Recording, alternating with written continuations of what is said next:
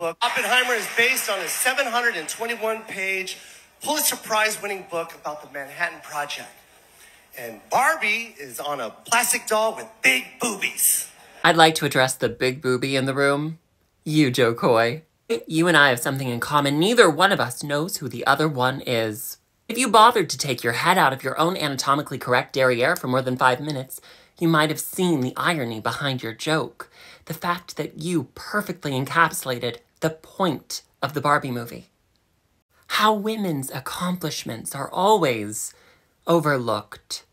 Your jokes about the Barbie movie, one of the highest grossing films of all time that has been cited as saving the film industry this summer, and the most successful singer of all time, Taylor Swift, perfectly prove it doesn't matter what a woman accomplishes. It doesn't matter how successful she is. It doesn't matter what she does. You will reduce her down to the most misogynistic view, her boobs and her boyfriend. Since you brought up Barbie's boobies, I would be remiss if I didn't mention Ruth Handler, the inventor of Barbie and co-founder of Mattel, went on to create the first realistic prosthetic for women who underwent mastectomies.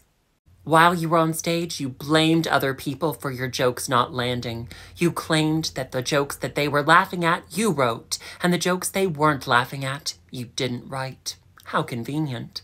You only had 10 days from the point you were hired to the performance.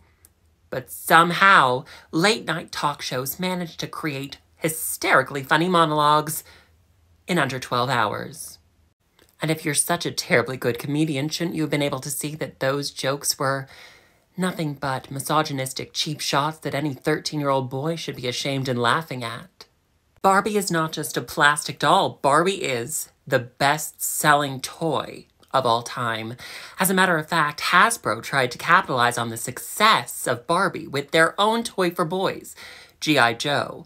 And you and I both know if government-issued Joseph had been the best-selling toy of all time, no conversation would ever be had about that toy without mentioning it.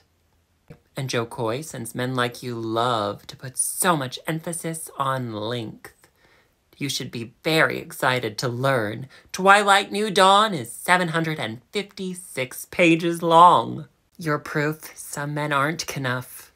Some are just broken. Have a hug, a cookie, and a juice box. Mwah.